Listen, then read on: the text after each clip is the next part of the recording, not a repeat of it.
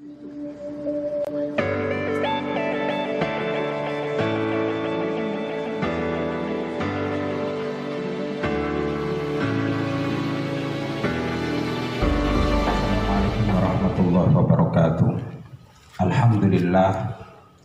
Alhamdulillahilladzi anzala sakinata fi qulubil mu'minin liyajdadu imanan ma'a imanihim. Asyhadu an la ilaha illallah wahdahu la syarikalah wa asyhadu anna Muhammadan abduhu wa rasuluh. Allahumma shalli wa sallim ala nabiyyina Muhammadin wa alihi wa ashabihi wa man tabi'ahum bi ihsanin ila yaumiddin.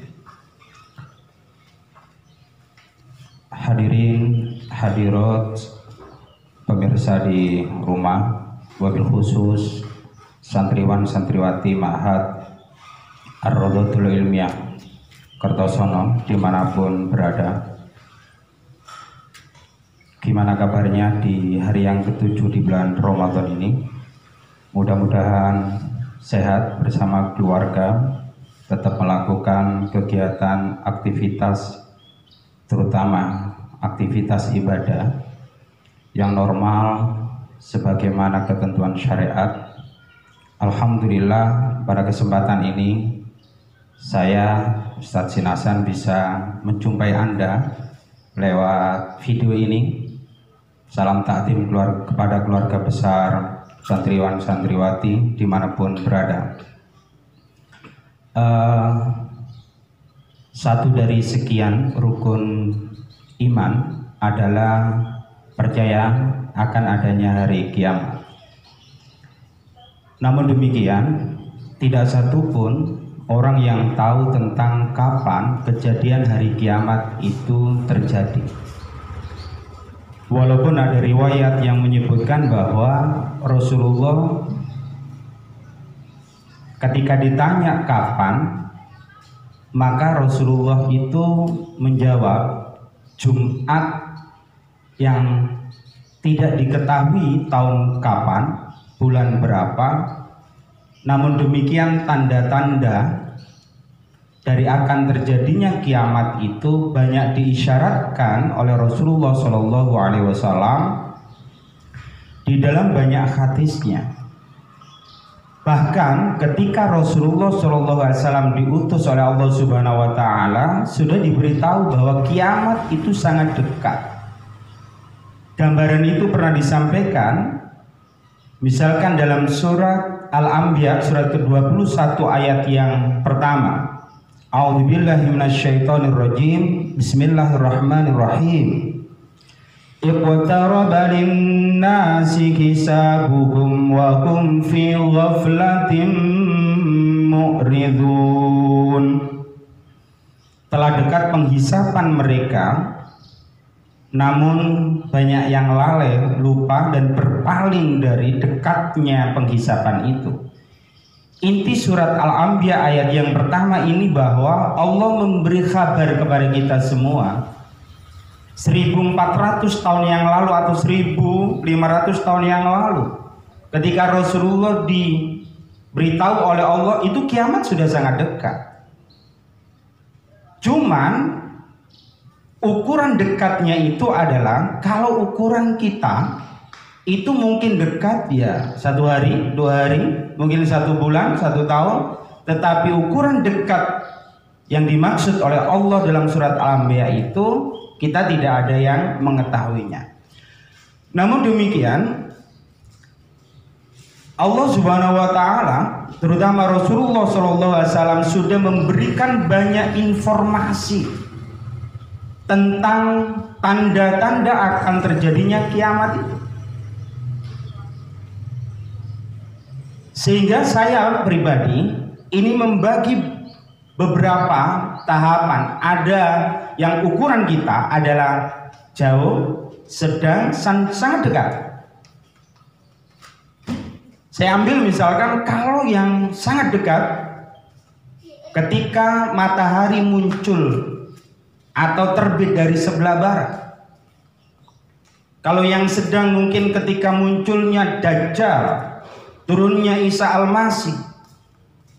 Tapi yang agak jauh, yang mungkin sekarang ini sudah banyak terjadi, tanda-tanda kiamat itu, kalau ada orang menyebut dengan istilah akhir zaman, bahkan ada orang yang menyebutnya sebagai zaman edan, sehingga ada ungkapan ketika zaman edan terjadi itu, ketika akhir zaman itu terjadi, sehingga edan gak keduman, sehingga orang banyak melakukan perbuatan-perbuatan seperti orang edan, apapun dilakukan untuk mendapatkan apa yang diinginkannya.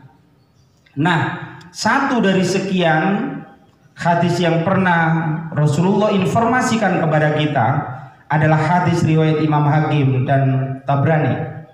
Rasulullah SAW bersabda, "Idza tarabaz zamanu la ayyu rabbiyar rajulu jarwan khairal lahu min ayyu rabbiya waladallah." Satu dari sekian tanda akhir zaman, dekatnya dengan kiamat itu adalah apabila seorang laki-laki mendidik anjingnya itu lebih diprioritaskan, lebih baik dibanding dengan mendidik anak-anaknya. Ini gambaran bagi kita bahwa di akhir zaman orang tua itu sudah tidak begitu peduli mentarbiyah, mendidik anak yang dalam pendidikannya itu memberi kemanfaatan bukan hanya dunia tetapi juga akhirat, yang mampu menyelamatkan anak dari siksa api neraka. Karena kewajiban orang tua pada prinsipnya adalah bukan menjadikan anak itu kaya, bukan menjadikan anak itu pinter, bukan menjadikan anak itu terkenal, tapi sebagaimana firman Allah, ya ayyuhalladzina amanu qu anfusakum wa ahlikum nar. Orang tua punya kewajiban mencegah, menjadikan anak itu terbebas dari siksa api neraka. Nah, ketika zaman itu sudah dekat dengan kiamat, Masya Allah, pendidikan rohani, pendidikan agama sudah tidak begitu penting, tetapi lebih mementingkan pendidikan yang hanya berorientasi kepada akal.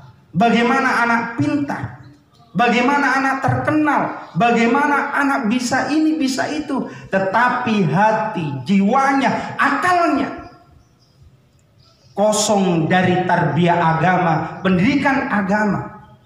Sehingga kemudian kalau dibandingkan misalkan seseorang itu punya anjing, maka lebih memilih anjing itu dipoles, bagaimana bisa melakukan ini, melakukan itu, berbuat ini, berbuat itu, sehingga anjing yang dimilikinya itu kalau bisa waktunya makan, makan sendiri, waktunya BAB bisa buang di tempatnya. Tapi anak di akhir zaman oleh orang tua yang disebutkan oleh Rasulullah itu sudah tidak seberapa diperhatikan, hanya jasmani dan akalnya saja. Maka kemudian betul lah sekarang misalkan kita perhatikan orang sebagian misalkan yang saya sebutkan ini khawatir kalau anaknya tidak ngerti, tidak bisa, tidak mempunyai nilai bagus, matematika, bahasa Inggrisnya, ini dan itu, fisika dan lain sebagainya, tapi tidak khawatir kalau anaknya tidak bisa baca Quran. Sehingga orang tua lebih ikhlas, lebih senang, lebih semangat membawa anak untuk kursus, membayar sekian, membayar lebih besar daripada mendatangkan guru privat, ustadz privat untuk belajar agama.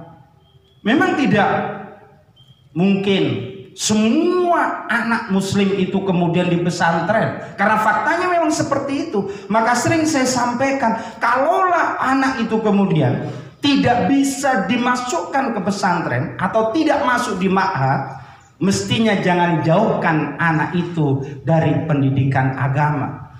Ajari mereka, kenalkan dengan Allah, Robnya, Rabbul Izzati, Rabbul Alamin. Kenalkan dengan Rasulnya. kenalkan dengan syariat-syariatnya, sehingga anak itu bukan hanya cerdas akalnya, tetapi juga mulia akhlaknya, bagus ibadahnya, bisa menjadi anak yang diharapkan oleh setiap orang tua, yaitu anak yang solih solihah, sebagaimana sering kita berdoa, Rabbana hablana min azwajina wa dzurriyyatina qurrata a'yun waj'alna lil muttaqina imama. Saudara-saudara, saudaraku, anak-anak sekalian rahimakumullah, dimanapun Anda berada yang sedang berkumpul dengan keluarga, itu poin pertama yang disampaikan oleh Rasulullah. Banyak di akhir zaman orang tua tidak begitu memperhatikan tarbiyah Islamiyah, pendidikan Islam anaknya, tetapi lebih mementingkan kepada pendidikan yang hanya mengarah kepada fisik dan mengarah kepada akal saja. Poin yang kedua, di akhir zaman kata Rasulullah itu, wala yuwakkiru kabiran wala yarhamu saghiran. Akan ada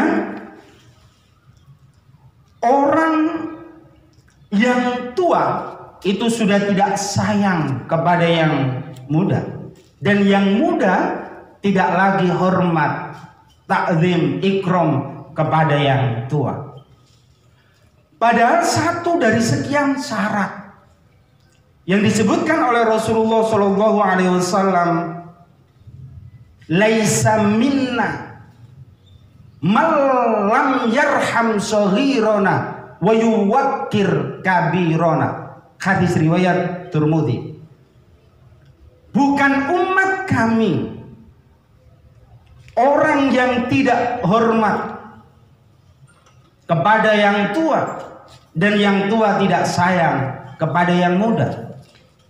Nilai adab, norma adab sudah hilang di akhir zaman itu. Pertanyaannya adalah, apakah sekarang itu sudah terjadi? Caranya mudah. Misalkan begini, kalau zaman dulu, masa kecil saya, kalau ada guru, karena saya sekolah di SD negeri, SMP saya juga SMP negeri, baru masuk di pesantren ini tahun 91. Jadi kalau dulu itu ketemu guru, Masya Allah, hormat. Kemudian kalau guru atau ustadznya minta bantuan tertentu, pasti. Anak dengan orang tuanya, Masya Allah. Tapi di era sekarang sudah mulai kelihatan banyak anak yang sudah durhaka kepada kedua orang tuanya. Sudah banyak murid yang tidak lagi hormat kepada guru-gurunya. Tetapi insya Allah santri Ma'had Ar-Raudhatul Ilmiah Kertosono tidak seperti itu. Tetapi di video, di media sosial bisa kita saksikan. Ada guru yang dibully, ada guru yang diperlakukan, dizolimi, yang tidak pantas oleh muridnya sendiri. Ini sebuah peristiwa yang mungkin ini sudah masuk dalam bagian yang disyaratkan oleh Rasulullah. Yang muda tidak hormat kepada yang tua, tapi kemudian orang yang sepuh, yang tua sudah tidak punya kasih sayang lagi kepada yang muda. Banyak di video itu murid mulai dari ya yang SLTP, SLTA, guru dibully, guru diserang. Bahkan ada kejadian yang tragis, naudzubillah min dzalik. Itu ada guru di sebuah sekolahan yang sampai kemudian dibunuh oleh muridnya sendiri hanya karena guru itu mengingatkan. Nah, oleh karenanya kemudian bukan hanya kita diajari untuk hormat kepada yang sepuh, yang tua, kepada gurunya, kepada kiainya. Tetapi kita harus mempunyai pembiasaan diri dan hormat kepada kiai, kepada ustadz, kepada guru. Itu diajarkan di pesantren, diajarkan di ma'had. Bagaimana caranya ikram, bagaimana caranya takzim, bagaimana caranya menghormati orang lain, terutama kiai ustadznya. Termasuk orang yang lebih sepuh, apakah dia ustadznya atau bukan. Tetapi itu adalah nilai-nilai normal yang harus dipunyai. Saya punya cerita. Ini bukan katanya, tapi saya menyaksikan suatu ketika di sebuah keluarga itu ada satu keluarga lah, ada bapak, ada ibu, ada anaknya yang sedang nonton TV. Di saat nonton TV, maka bapaknya itu sedang duduk di kursi, anaknya kemudian yang duduk di bawah minta gantian, inginnya duduk di kursi, bapaknya yang disuruh duduk di bawah. Nah, karena bapaknya tidak mau, maka sang anak ini, kalau bahasa Jawanya jejek, nggak tahu apa istilahnya, dijejek lah pokoknya gitu. Sampai kemudian orang tuanya ini jatuh dari kursinya. Nah, ini anak-anakku terutama santriwan Madrasatul Ilmiah diperhatikan. Nah, kalau sudah yang muda tidak lagi hormat kepada yang tua, dan sekarang rupanya sudah mulai ada tanda-tandanya itu, tapi juga yang tua harus sayang kepada yang muda. Maka misalkan kalau kita ini sebagai orang tua, bukan hanya sekedar kemudian memerintah anak untuk melakukan ini, berbuat ini, bertindak ini, tetapi perintah atau menyuruh atau apapun namanya kepada anak itu harus didasari kasih sayang, harus didasari cinta, bukan didasari kebencian. Apa? Seperti misalkan ayat yang tadi di awal saya sampaikan. Karena orang tua punya kewajiban menjaga anak agar terhindar dari panasnya api neraka. Maka ketika orang tua itu menyuruh, mungkin kalau di hadis itu anak yang sudah usia 10 tahun itu kemudian tidak sholat, maka kan boleh untuk dipukul. Tetapi dipukulnya pun itu adalah memukul dengan kasih sayang. Mananya memukul dengan kasih sayang adalah memukul yang tidak sampai membahayakan, membuat fatal terhadap anak. Jadi memukulnya pun itu adalah memukul kasih sayang. Nah, anak-anakku sekalian, saudara-saudara kalian rahimakumullah dimanapun Anda berada. Nah, oleh karenanya kemudian supaya kita punya tata krama, punya adat, punya sopan santun, maka tidak salah dan bahkan harus berbangga, terutama anak-anak yang sedang berada di Ma'had Ar-Rawdatul Ilmiah ini, mulai dari kelas 7 sampai kelas 12. Karena di Ma'had itu semua yang saya sampaikan tentang hormat kepada yang lebih tua dan sayang kepada yang muda itu ada. Sehingga kemudian kalau di pesantren ini dulu kalau zaman saya ya, itu ada aturan.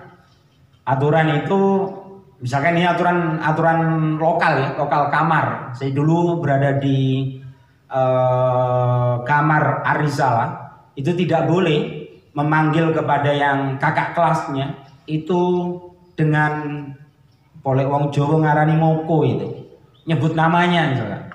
Tetapi harus menggunakan kata kak atau mas, sehingga itu bagian dari pendidikan bagian dari tarbiyah supaya yang lebih muda itu mempunyai rasa hormat kepada yang tua. Tetapi yang tua itu juga begitu.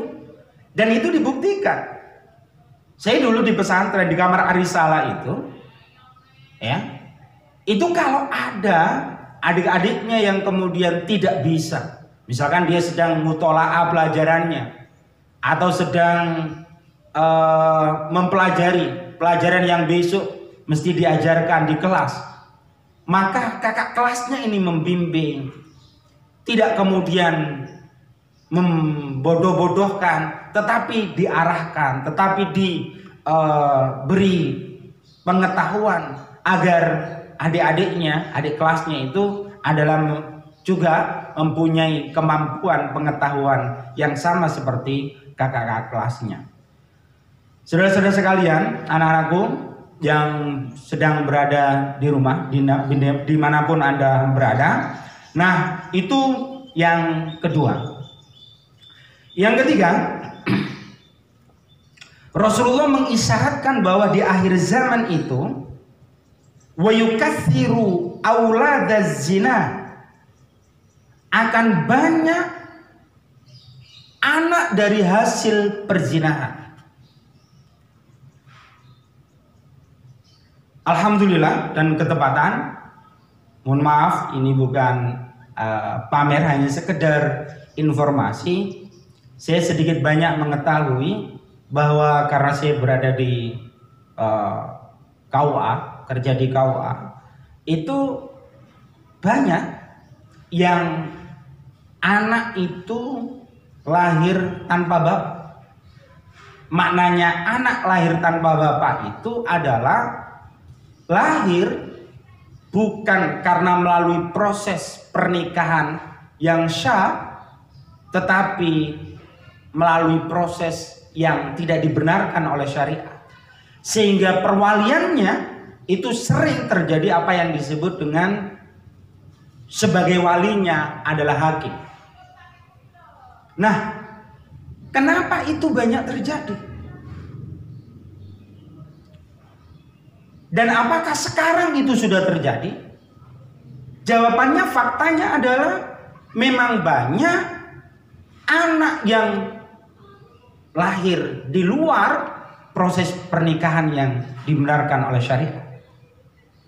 Kalau dalam hadis ini disebut auladaz zina, anak dari hasil perzinahan. Ini memberi gambaran bahwa di akhir zaman itu hubungan antara laki-laki dengan perempuan sudah melebihi batas yang dibenarkan oleh syariat. Islam tidak melarang laki-laki menyukai, mencintai lawan jenisnya, atau juga sebaliknya perempuan mencintai laki-laki. Tapi ada wadah yang paling tepat dalam proses itu, yaitu melalui proses pernikahan. Tapi faktanya kemudian tidak seperti itu. Faktanya adalah mulai saat ini yang saya tahu atau beberapa tahun yang lalu itu banyak kemudian anak yang lahir dari seorang ibu yang tidak melalui proses pernikahan yang sah. Nah, oleh karenanya kemudian kalau disebutkan dalam lanjutan hadis ini adalah hatta annar rajula la yaghshiyal mar'ata ala qari'ati tariq, sampai digambarkan oleh Rasulullah akhir zaman itu saking banyaknya orang atau anak yang lahir tidak melalui proses pernikahan yang sah, itu digambarkan banyak laki-laki yang menyantap perempuan itu di jalanan. Bahasa mudahnya, kejadian perzinahan, pergaulan bebas itu sudah sangat vulgar. Sampai digambarkan oleh Rasulullah itu di jalan-jalan. Dan gambaran itu sekarang mungkin sudah terjadi. Coba sekarang, kalau kita perhatikan banyak Anak muda-mudi pacaran sudah tidak malu. Bahkan mohon maaf, yang semestinya tidak harus dilakukan. Ciuman. Saya pernah menyaksikan dulu waktu saya ngurus SIM kalau nggak salah ya. Tapi waktu itu ngurusnya masih di dekat alun-alun itu. Itu mas, pagi sekitar jam 10. Ada anak muda-mudi yang jelas bukan mahramnya lah ya. Yang jelas bukan suami istri. Tapi berpegangan tangan. Yang lebih mengerikan, disaksikan oleh banyak orang melakukan adegan yang tidak selayaknya dilakukan. Nah, ini mengerikan. Nah, kalau sudah hal itu dilakukan, maka yang disebutkan oleh Al-Quran wala taqrabuz zina, jangan dekat-dekat kepada perzinahan, itu sudah hilang di anak-anak muda itu. Di anak-anak muda itu. Nah, ini yang mengerikan. Makanya tadi ya beruntut tarbiyah, pendidikan, adab tata krama. Jadi kalau sudah, masya Allah, perzinahan itu sudah, bahkan di era teknologi sekarang ini mungkin kita pernah mendengar di berita-berita bahwa ada orang yang melakukan perbuatan mesum itu disebarluaskan melalui media massa, disebarkan. Nah, ini kan gambaran yang disebutkan oleh Rasulullah itu, laki-laki banyak menyantap perempuan di jalanan, itu dilakukan dengan terbuka. Ya tentu bukan berarti kita akan mengatakan, Ustaz, saya nggak pernah kok saksikan orang di pinggir jalan itu kemudian melakukan perbuatan zina. Bukan itu tentu. Walaupun mungkin di sebagian atau satu dari sekian, dua dari sekian kejadian-kejadian itu memang ada yang dilakukan. Nah, ini kembali kepada yang pertama, tarbiyatul Islam, pendidikan Islam. Itu menjadi penting. Bagaimana kita ini mengetahui saatnya yang halal. Saatnya boleh melakukan apa yang sebenarnya tidak boleh. Karena kalau orang sudah mengucapkan qabiltu, saya terima nikahnya fulana binti fulan, itu berarti sudah yang asalnya tidak boleh, itu menjadi boleh. Maka saya sarankan, saya sampaikan kepada terutama anak-anak sekalian, tidak usah kemudian kita ini merasa risau.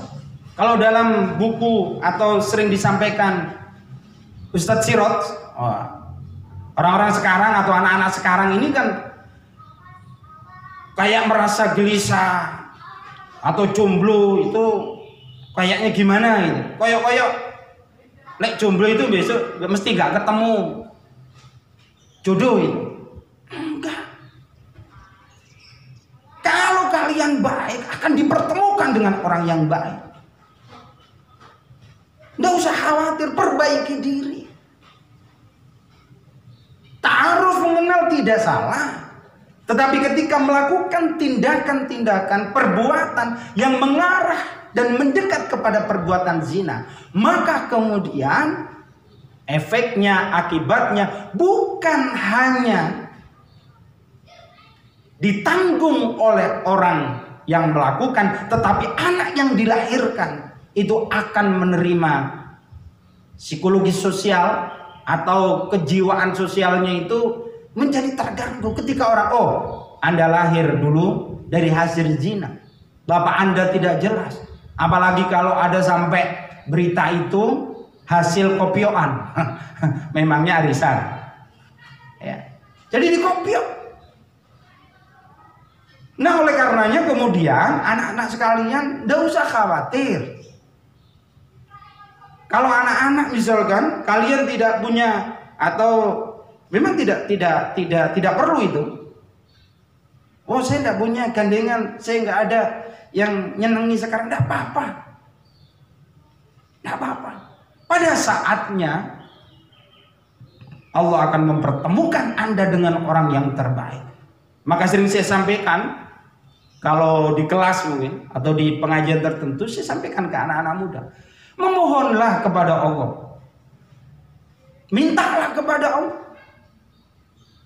Apa itu? Misalkan kita berdoa, Rabbana hablana min azwajina wa dzurriyyatina qurrata a'yun. Loh, Ustaz, sekarang saya kan belum punya istri, belum punya suami. Apakah harus berdoa seperti itu? Berdoa mulai sekarang.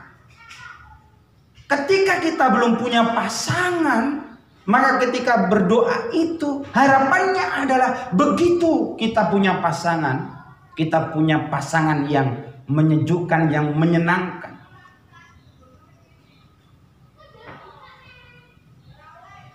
Nah, ini menjadi penting untuk kita bermuhasabah, terutama anak-anak muda. Kalian, anak-anakku sekalian, dimanapun Anda berada, ini menjadi penting. Banyak ada orang yang mengatakan begini, Ustaz, kalau sekarang kita tidak pacaran, ya bagaimana mau mengenal calon pasangan kita lebih dalam? Ini omong kosong. Omong kosong.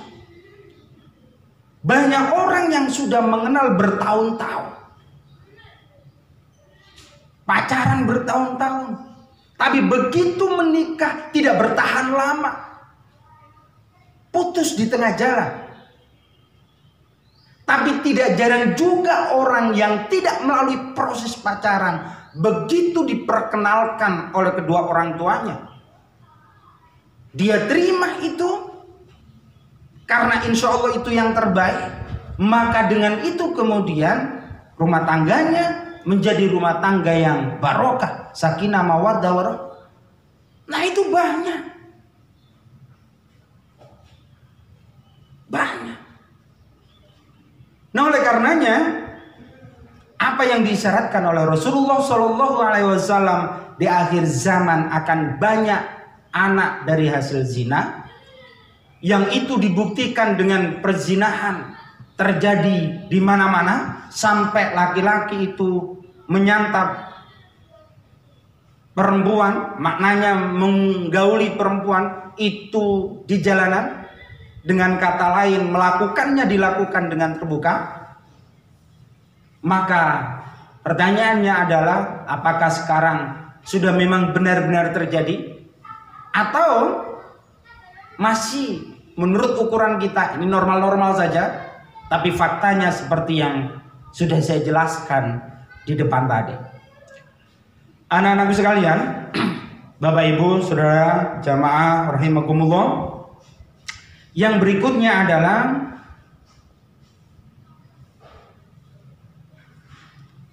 kita, terutama di bulan Ramadan ini, mungkin di penghujung apa yang saya sampaikan, bahwa apa yang disyaratkan oleh Rasulullah SAW itu harus menjadi introspeksi buat kita. Poin pertama tadi misalkan, ya, orang tua sudah tidak begitu memperhatikan pendidikan anak. Pendidikan yang saya maksud adalah tarbiyatul Islam, pendidikan mengenalkan kepada anak tentang Islam, siapa Tuhannya, siapa nabinya. Bukan hanya sekedar ditanya Tuhanmu siapa Allah, nabimu siapa Muhammad. Tentu bukan hanya itu, melalui proses. Kemudian yang kedua adalah adab, sopan santun, tata krama. Itu sudah sekarang menurut saya pribadi sudah mulai kelihatan. Itu sudah terjadi. Kemudian yang ketiga tadi disebutkan adalah bahwa banyak anak dari hasil zina. Dan yang keempat disebutkan oleh Rasulullah adalah yalbasuna juludad dha'ni alal qulubi dhi'ab, yaitu akan ada orang yang diibaratkan berbulu kambing, berbulu domba, namun berhati serigala. Maknanya adalah di akhir zaman itu orang yang kadang kelihatannya baik, soleh, tapi sebenarnya mempunyai jiwa yang busuk. Jadi memang repot zaman sekarang ini repot. Orang yang kadang kelihatannya bagus itu belum tentu bagus. Belum tentu bagus. Kadang kulit tidak imbang dengan isi. Kulitnya luar biasa bagus, tapi isinya Masya Allah mengerikan. Begitu kita tahu jijik, begitu kita tahu, oh nggak mau mendekat. Jadi banyak di akhir zaman itu orang yang digambarkan oleh Rasulullah itu maknanya adalah orang munafik. Jadi sekarang ini kalau kita lihat kadang orang ini baik, ya belum tentu juga. Tapi orang yang mungkin kelihatannya tidak baik, mungkin dia sangat baik. Saya ambil contoh anak-anakku sekalian. Misalkan saya ini pernah menyaksikan atau mengetahui, ya, dan ini kejadiannya juga di pesantren. Saya lupa persisnya tahun berapa, tapi dulu masih ada namanya GP, ya, guru praktek. Saya masih ingat beberapa ustadz-ustadz muda, si jomblo-jomblo semua. Saya, Ustadz Sobri, Ustadz Abdul Maksum, Ustadz Faisal, Ustadz Farid Kurniawan, gitu ya. Ada Ustadz Juari, banyak lah ya. Yang di pondok ini, yang tengah itu, yang sekarang ditempati oleh Ustadz Humaidillah, itu dulu ada orang datang, ya dia ngakunya sih orang cuman mau nginep sebentar di pondok karena mencari temannya yang katanya ada di sekitar stasiun itu. Waktunya adzan dia ada. Lampu di ruangan itu rusak dia benahi. Keran rusak dibenahi. Ikut berjamaah. Tiba-tiba malam hari semua tidur. Saya tidur di rumahnya Pak Juari waktu itu, Ustadz Juari di sebelahnya itu. Nah, sebelum subuh saya sudah bangun. Pikiran saya tidak enak. Ternyata begitu saya masuk kamar, di kamar yang di situ adalah ustadz-ustadz muda tadi, base campnya, tempat tidurnya. Saya perhatikan sepatu, saya perhatikan sandal. Ternyata semua yang ada di ruangan itu yang bagus-bagus, sandal, sepatu, jam tangan, kamera, uang, semua ludes diambil oleh orang yang menginap satu malam tadi itu. Nah, sehingga kita ya bisa melihat memang di akhir zaman ini kadang-kadang ya kita kan diajari sebenarnya untuk tidak bersuudzon kepada orang. Dalam Al-Quran itu kita tidak boleh suudzon karena sebagian dari suudzon itu dosa. Tetapi kalau di era seperti sekarang ini, nah ini kadang-kadang kita ini sulit membedakan, terutama ketika kita belum terlalu banyak mengenal. Bahkan orang yang kadang kita kenal pun itu belum tentu seperti apa yang kita ketahui. Orang yang kelihatannya bagus boleh jadi sebenarnya buruk. Orang yang kelihatannya kadang-kadang mungkin biasa-biasa saja, tetapi baiknya luar biasa. Oleh karenanya kita belajar untuk menjadi orang yang istiqomah. Istiqomah fi dinillah, di dalam agama Allah. Apa maknanya? Kita belajar terus menerus mendalami ilmu. Ini sering saya sampaikan di khutbah-khutbah Jumat. Ketika kita jadi orang Islam, sudah jangan merasa cukup, merasa hebat, merasa baik dengan apa yang sudah kita lakukan dan kita tahu sekarang ini. Tetapi harus terus belajar, harus terus mencari pengetahuan. Supaya apa? Supaya kita ini menjadi orang yang disebutkan oleh Al-Quran, kuntum khaira ummah. Maka harapan dari saya tentunya, untuk pribadi saya, untuk anak-anak, untuk jamaah sekalian, hadirin hadirat dimanapun Bapak Ibu berada, maka kita menjadi orang yang disebutkan oleh Rasulullah, khairun nas anfa'uhum linnas, orang yang memberi manfaat kepada orang lain, bukan hanya baik diri kita, tetapi baik juga untuk orang lain, memberi manfaat kepada kita. Di penghujung ini, di penghujung apa yang saya sampaikan, saya hanya berpesan beberapa hal. Pertama adalah di kondisi suasana adanya COVID-19 ini, maka saya pesankan kepada anak-anak terutama, kalau tidak butuh betul tidak usah keluar rumah. Di rumah. Tapi di rumah pun juga hanya minal HP, dari HP terus ke tempat tidur. Tapi lakukan ibadah-ibadah, baca Quran, terus dilakukan. Sholat sunnahnya jangan ditinggalkan.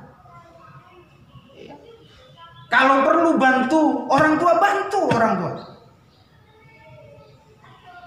Jangan kemudian di rumah tapi hanya ya HP, tidur, bangun, makan, setelah makan HP lagi. Ya jangan sampai kemudian seperti lagunya Mbak Surip, yaitu bangun tidur, tidur lagi, habis tidur ya bangun, tidur lagi. Jangan hanya seperti itu. Kalau istilah kalau dulu ada istilah santri ruwet. Jadi santri itu jangan hanya turung liwet. Maknanya kalau di rumah jangan hanya makan tidur, tetapi bisa melakukan yang lebih dari itu. Semoga anak-anak terutama dimanapun kalian berada sehat selalu. Dan jangan lupa memohon kepada Allah, semoga Allah kasih kesehatan yang barokah juga untuk keluarga kita semua, dan semoga Allah mempertemukan kita di pesantren ini, di Mahat ini, untuk tahun pelajaran 2020-2021. Bagi barangkali tetangga yang mungkin tahun depan berada di Mahat ini, saya sampaikan salam buat mereka semua, dan doakan juga kiainya, asatidahnya, semoga Allah kasih kesehatan, keberkahan, dan bisa bertemu kembali dalam suasana KBM, dalam suasana yang menyenangkan di pesantren ini. Sehat selalu, jaga diri, istiqomah di jalannya, dan semoga hidup kita diberkahi oleh Allah Subhanahu wa taala. Kurang lebihnya mohon maaf, saya Sinasan mohon maaf pada kurang lebihnya. Assalamualaikum warahmatullahi wabarakatuh.